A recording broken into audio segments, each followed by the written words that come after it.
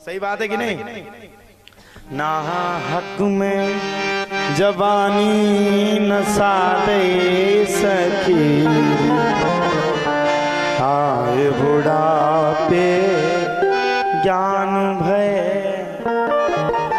झूठी माया की काया बैरन भई, झूठी माया की काया बैरन भई, झूठी माया की काया बैरन भई, झूठी माया की काया बैरन भई, समय खो दे समय ने सिखा ले सखी, दत्ता आए बुढ़ापे ज्ञान भय, ना हक में जवानी दे सकी, और आए बुढ़ापे ज्ञान भय। कोई किसी का संसार में है ही नहीं। मेरा मानना है, जितना मैंने व्यक्तिगत रूप से अनुभव किया, हमारा भी बुढ़ापे को शरीर आ गया नहीं आओ नहीं, अबे नहीं हो। जब जजमान बूढ़े नहीं भय तो हम कहां से हो जाए हैं? अबे भी बिल्कुल रोज हमें लगा रोज अलग रही खिजाब हैं? जजमान की पत्नी कहते हैं खिजाब करके जाइए, उनसे बेइज्जती न करवाएं। यजमान तो बस देना कहना, हमें लगा एक ककड़ा तुम भी रोज को रखे आओ। 8 दिन कड़ गए, बस एक दिन और बचो, हे भगवान के लिए निपट बर पावे। तो जो हमारा अनुभव है, जो हमारा बूढ़ा शरीर कहता है उसके अनुसार हमने पूरे भारत को घूम लिया है। हमारे तो अनुसार बस एक ही व्यक्तिगत बात है, कोई किसी का इस संसार में है ही नहीं। ये सब जो दिख रहा, अभी आप ये टेंट देख रहे हो ना, ये टेंट 2 दिन और लगेगा, अभी 3 दिन लगेगा। 3 दिन के बाद यहाँ पर टेंट नहीं होगा। ऐसे ये भगवान की माया है। जब तक पलकें खुल रही हैं तब तक ये दुनिया हमें अच्छी लग रही है। जिस दिन पलक बंद हो जाएगी उस दिन ये दुनिया भी हमारे पर्दा के सामने से हट जाएगी। कोई किसी का नहीं, चक्कर में ही नहीं पड़ो। ये संसार मलागार है। बाबा गोस्वामी तुलसीदास जी कहते मलागार है संसार। मलमूत्र से बना हुआ संसार है। इसके चक्कर में अगर पड़ गए तो जिंदगी नष्ट हो जाएगी, और अगर भगवान के चक्कर में पड़ गए तो जिंदगी में वाह हो जाएगी, इज्जत बन जाएगी, लोग तुम्हें सम्मान देना प्रारंभ कर देंगे। हाँ?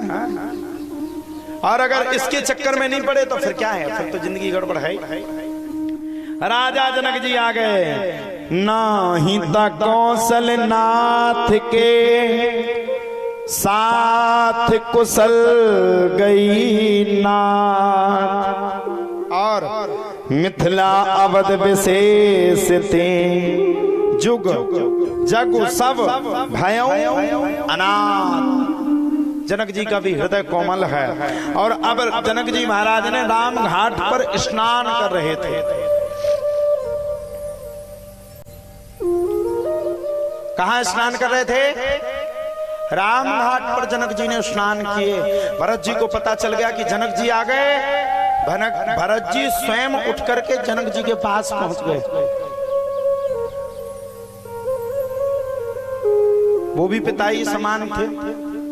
उन्होंने कहा पिताजी आप मेरे पिता के समान हैं, भैया को आप मना लो। आपकी बात भैया टालेंगे नहीं,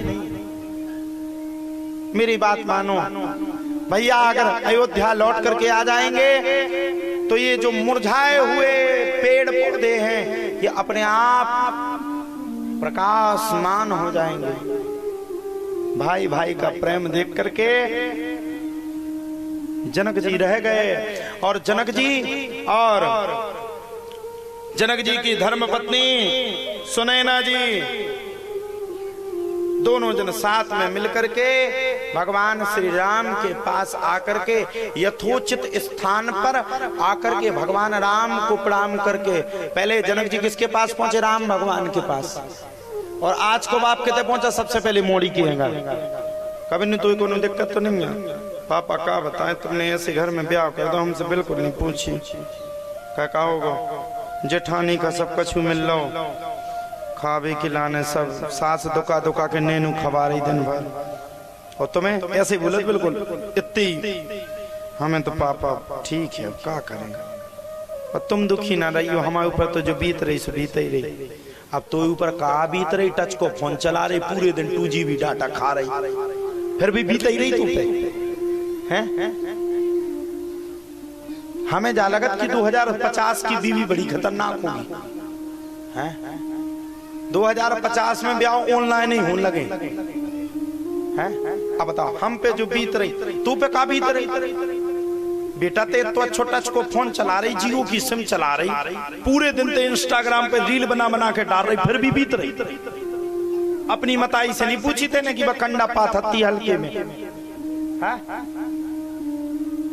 बीत ही रही, अबे लो बीत ही रही। आज तक कोई की भी घरवाई से पूछ लो, ऊपर बीत ही रही।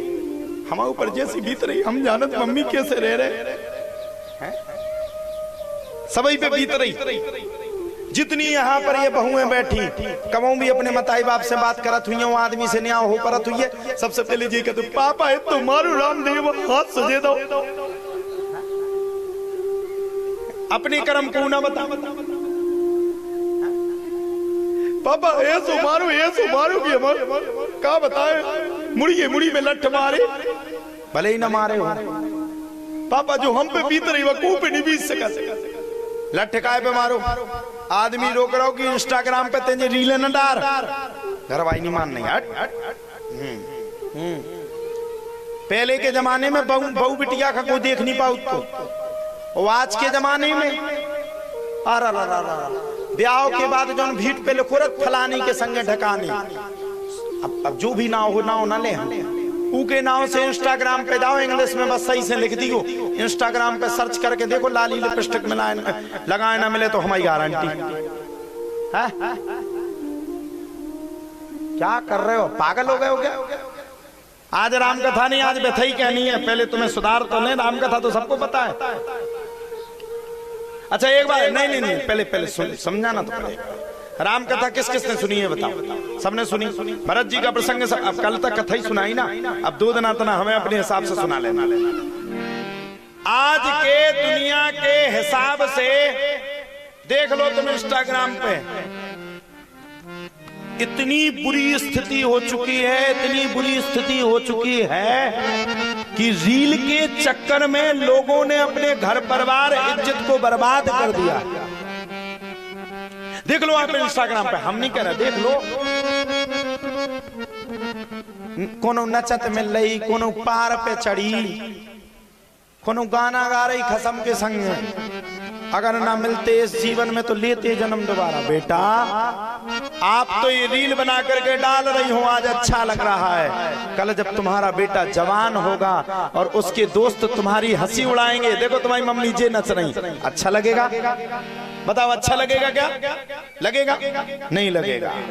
रील बनानी है तो फिल्मी गानों पर मत बनाओ, रील बनानी है तो रोज रहल को उठाओ, रामचरितमानस को उठाओ, रोज की 5 चौपाई की रील बना करके इंस्टाग्राम पे डालो। तुम भी सुधरोगे, तुम्हारी पीढ़ी भी सुधरेगी, और तुम्हारे बच्चे जब देखेंगे कि हमारी मम्मी रामचरितमानस गाती है तो वो भी सुधर जाएगा।